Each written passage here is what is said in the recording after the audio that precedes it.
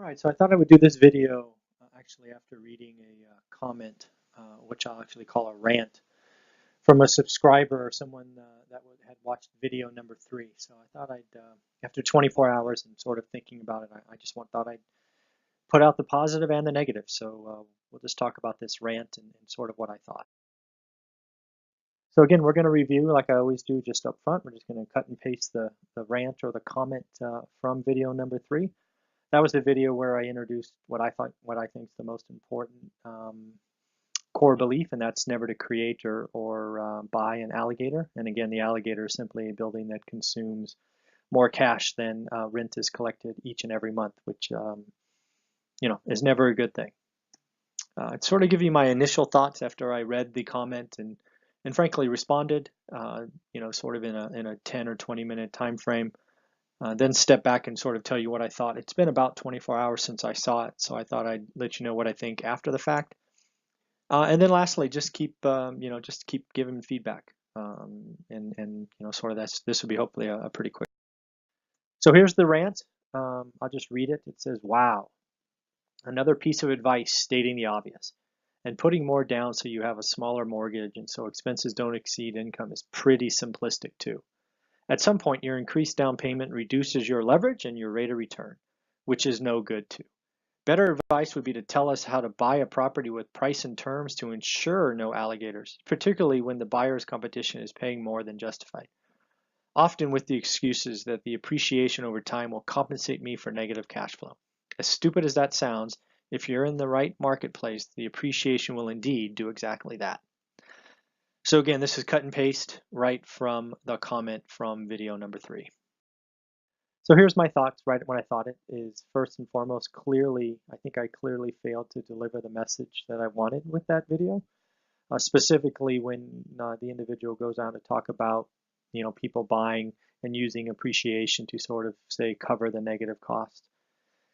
Yeah, I guess in theory it works, but not if you're following my model. That's never okay. I wish I could tell you that, in some markets or sometimes that's okay. It's just I saw hundreds of people get crushed, and there were literally hundreds of thousands that get crushed across the country in the last downturn when they were betting on appreciation. It's never a good thing. The other one is he sort of indicates that, more down does decrease your leverage and reduce your returns. It's like, duh. Yeah, of course it does. But for some of you, you're not trying to get maximum leverage. You're not trying to get some magical return. What's important for the people that I talk to is, what? I want to buy one, make sure it's put in place where I can set it, forget it, and I don't have to think about it, right? It just chunks cash off every month. You don't worry about some magical, 8% cash on cash return or whatever that is you want zero risk, or at least as little risk as possible. Then he sort of indicates that that's a bad thing, and I guess I would say that's a bad thing for who? It could be a bad thing, I guess, right? If you have some arbitrary return that you want, but I don't think it is a bad thing. At least it's certainly not a bad thing for everyone. Some people are like, nope, I want a solid return. I want to know it's coming. I sort of want to buy a CD, but I want my CD to have tax benefits with depreciation. I want it to be indexed for inflation. I want my tenant to pay off half the value. I mean, there's all kinds of good things that real estate brings. So I disagree with the concept that it has to be a bad thing. Then he goes on to sort of say, whine a little bit, in my opinion, about competition overpaying. Yeah, they're overpaying. I saw lots of people overpay in the last downturn. We sent out hundreds of offers and got nothing right at the peak of the market last time, and thankfully we didn't fall for the trap of, oh well, we haven't bought anything for a couple of months, let's just overpay. That's just not okay. If somebody overpays, let them. When people did that last time, they lost them, and it could happen again. And then he goes on to say that, maybe it's just okay to believe in appreciation, sort of making up for the negative cash flow. And yeah, I guess logically that makes sense. Yeah, you can build it in a spreadsheet, but it's not what I believe. I never count on appreciation either way when making a decision. And I don't want any of my investors who truly believe that no alligators, aka no negative cash flows, is the way to go. So after 24 hours, so I, just thought about it.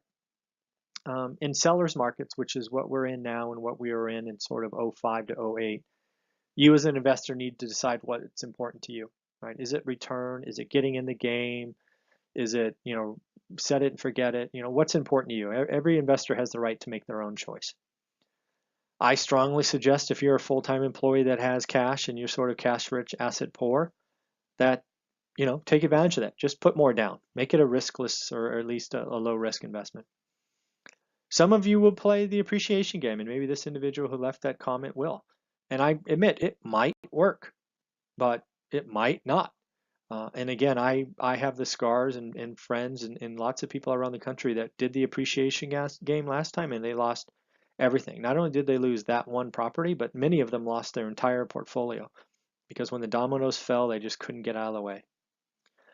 And then lastly, if you do follow my advice and you've seen video number 3, if you haven't seen video number 3, go see it. It's a quick, I think, 3 or 4 minutes. You can never buy or create an alligator. As I indicated in my book, which again I still give away for free if you send me an email, we created an alligator in the very first property we bought after about 2 years because of a refinance. I did it. I'll never do it again, and I never want anybody that follows my strategy to do that. Lastly, keep the feedback coming. I like hearing from you. Whether it's good or bad, it doesn't matter to me. Leave the comments, hit likes, dislikes, share around. It doesn't matter. It's important for engagement, and it tells me if I'm on point or if I'm unclear, just like this one. I do think maybe I was not as clear as I should be in that video from video number 3, and I apologize for that. I'll try to do better going forward. And again, please let me know what you want to hear, right? I leave my email on the last slide of all these, and I think it's also on the first slide. So send me an email. Let me know what you'd like to hear about. Ask some questions. Help me create ideas. So in the end, we're up to 173 subscribers, I think, last I checked, which is great. Do me a favor, leave a comment, hit the like button.